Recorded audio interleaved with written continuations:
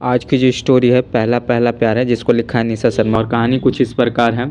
पहला प्यार का पहला खत लिखने में वक्त तो लगता है, अफसोस जब देखो तब गजल लगाकर बैठ जाते हैं। अरे अगर मुझे शादी से पहले पता होता ना कि पति के साथ मुझे ये जगजीत सिंह की सौतन भी मिलेगी तो कसम से आपसे शादी ना करते, चाहे फिर कुंवारी ही क्यों ना मरना पड़ता। कहते हुए गुस्से से तमतमाती हुई निशा ने बहुत ज़ोर से म्यूजिक सिस्टम का बटन ऑफ कर दिया। पता होता भी कैसे, तुम्हें तो शादी से पहले ये भी नहीं पता था कि जगजीत सिंह नाम के कोई गज़ल गायक भी हैं। और गायक तो छोड़ो, तुम्हें तो अभी ये भी नहीं पता कि गज़ल कहते किसे हैं। वेद की ये बात आग में घी का काम कर गई और पहले से बिगड़ी हुई निशा के मिजाज को और भी बिगाड़ गई। हाँ, मैं तो अनपढ़ हूँ और गांव की गवार हूँ। अरे अब इसमें गांव और शहर कहाँ से आ गया, मैं भी तो गांव का हूँ। निशा की आंखों से अब गंगा जमुना का एक साथ बह रही थी, जिसे देखकर वेद का रुख अब कुछ नरम पड़ चुका था। वेद निशा से कुछ कह पाता उससे पहले ही 8 साल की मानवी ने उसे पीछे से आकर पकड़ लिया। पापा पापा, कल रात को तो टूट फेरी आई थी और देखो तो पापा तो पहले पीले और नीचे ये 3 चमकदार सिक्के भी रख गई है। खिलखिलाती हुई मानवी को वेद ने गोद में उठा लिया। पापा, आप अभी एक मार्केट नहीं गए क्या? आप भूल गए पापा कि आज संडे है और आज मामा ने मुझे चॉकलेट केक बनाने का प्रॉमिस किया था। नहीं बेटा, आप पापा बिल्कुल नहीं भूले हैं और आप मामा बिल्कुल भी परेशान नहीं करना। आप पापा जा रहे हैं और मार्केट आपके लिए चॉकलेट केक का सामान लेने। आप जाओ बेटा, अपनी मम्मा से जाकर बैग ले आओ। निशा ने चुपचाप वेद के हाथ में शॉपिंग बैग और सामान का पर्चा थमा दिया। प्यार का पहला खत लिखने में वक्त तो लगता है, गाड़ी ड्राइवर कहते हुए वेद एक बार फिर से यही गज़ल सुन रहा था और सोच रहा था कि प्यार क्या वाकई है, एक हकीकत है, सिर्फ फिल्मों द्वारा फैलाया गया एक झूठा फसाना। सच्चे दिल से चाहने वालों का साथ तो नयाकत भी देती है। क्या ये सिर्फ एक कोरी कल्पना है या फिर मेरी चाहत में वो शिद्दत नहीं जो मुझे बस एक बार मेरे महबूब का दीदार करा दे। अरे वाह, मेरा अंदाज़ तो वाकई बड़ा ही रासियाना है, सयाना है। अरे वाह, मेरा अंदाज़ तो वाकई बड़ा ही शायराना हो गया है। खुद से तो बात करता हुआ वेद ना जाने कब सुपरमार्केट में दाखिल हुआ और सारा सामान लेकर व्हीलिंग की कतार में भी लग खड़ा हो गया। शायद उसे खुद भी पता ना चला। वैसे तो वह वेद हमेशा ही ख्यालों में खोया रहता था, मगर संडे उस पर अक्सर ही ज़्यादा भारी हो जाता था। अरे मैडम, ज़रा जल्दी करो ना, हम सबको भी आज ही डेट के लिए बिल कटवाना है। अरे तो मैं क्या करूँ, आप काउंटर पर बोलो ना। अब अगर इनकी मशीन काम नहीं कर रही है तो मैं इसमें क्या कर सकती हूँ। अरे तो आप कैश दे दो ना। एक्सक्यूज़ मी, मुझे भी कोई शौक नहीं है यहाँ खड़े होकर टाइम वेस्ट करना। ऑनलाइन है तो कैश ऑनलाइन है कैश। अरे भाई साहब, आप भी कुछ बोलिए ना। अरे इनके बाद आपका ही तो नंबर है। कतार में खड़े हुए वेद के कंधे को हिलाते हुए एक सज्जन बोले। जी जी बिल्कुल। सज्जन ने छेड़ने से पहले वेद की तंद्रता टूटी हुई और जैसे ही वेद ने अपने आगे खड़ी हुई महिला को देखा तो उसे सिर्फ देखता ही रह गया। प्यार का पहला खत लिखने में ये गज़ल अब बैकग्राउंड म्यूज़िक में बज रही है और उसे वेद के कानों में घुलती हुई सीधा उसके दिल में उतर गई। वेद वेद, तुम यहाँ कैसे? मैं तो यहीं रहता हूँ, मगर तुम अचानक यहाँ कैसे?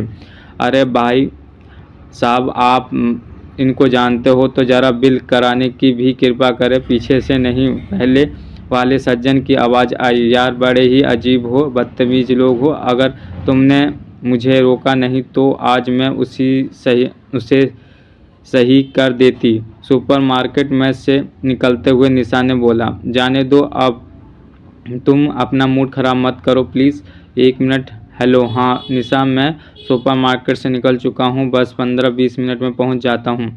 वाइफ, हाँ तुम्हारी वाइफ का नाम भी निशा है? हाँ मेरी वाइफ का भी नाम निशा है। मतलब कुछ भी नहीं यार, तुम्हारा ये कुछ भी नहीं क्यूटनेस है, कहकर खिलखिलाकर हंस पड़ी निशा। तुम आज भी वैसे ही हंसती हो और तुम आज भी मेरी हंसी देखकर वैसे ही शर्माते हो, एक बार फिर से खिलखिलाती निशा। चलो मैं तुम्हें छोड़ देता हूँ, बताओ ना कहाँ जाना है? अरे नहीं मैं चली जाऊँगी, दरअसल मैं यहाँ अपने जीजा के साथ आई थी और फिर उन्हें अचानक ही कोई ज़रूरी कॉल आ गया। यू डोंट वरी वेद, मैं कैब कर लूँगी। अरे वैसे कैब लेगी? अरे मोहतरमा आप हमारे शहर में हैं और फिर लखनऊ तो मशहूर है अपनी तहजीब और अपनी मेहमान नवाजी के लिए।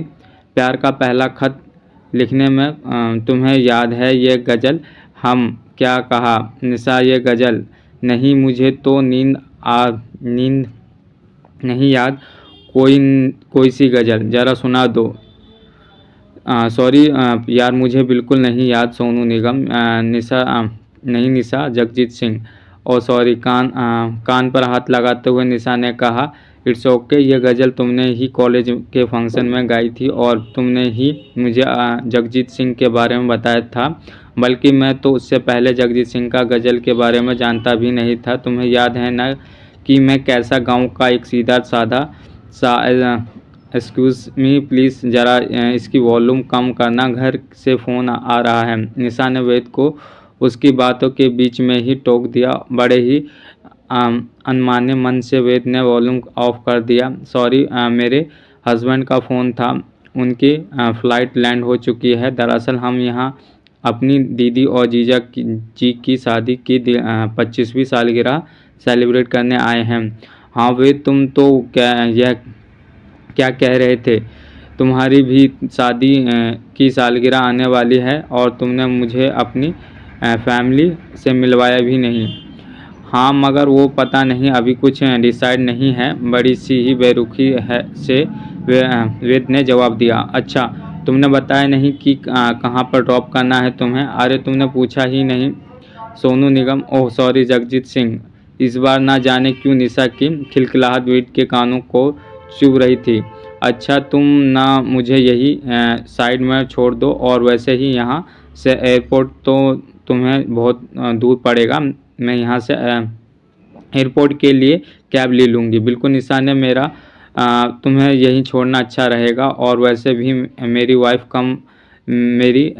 लाइफ मेरा बहुत देर से इंतज़ार कर रही है और अब मेरा उसके पास जल्द से जल्द लौट जाना ही अच्छा है। वेद क्या कह रहा था और उसका अचानक ही निशा की तरफ बदला हुआ रुख निशा की समझ से बिल्कुल परे था, मगर निशा को इससे कोई फ़र्क नहीं पड़ रहा। वह बस वेद को थैंक यू और मीट यू सून कहकर खिलखिलाती हुई अपना हाथ हवा में लहराते हुई चल पड़ी। मगर यह वाक्य से वेद को वाकई बहुत फ़र्क पड़ा, और अब ये फ़र्क वेद और उसकी पत्नी के वैवाहिक जीवन में बड़ा ही सुखद फ़र्क लाने वाला था। वेद की गाड़ी हर बार की तरह अपने गतवंदे की ओर चल पड़ी, मगर इस बार जगजीत सिंह की गज़ल की जगह पुराने ज़माने के गीत को तुमको ही पसंद वही बता के बात कहेंगे ये ने ले ली थी। वेद आज ना जाने क्यों बहुत ही हल्का महसूस कर रहा था। उसने अपनी पत्नी निशा को एक व्हाट्सएप मैसेज किया, आई लव यू जान, आई एम बैक।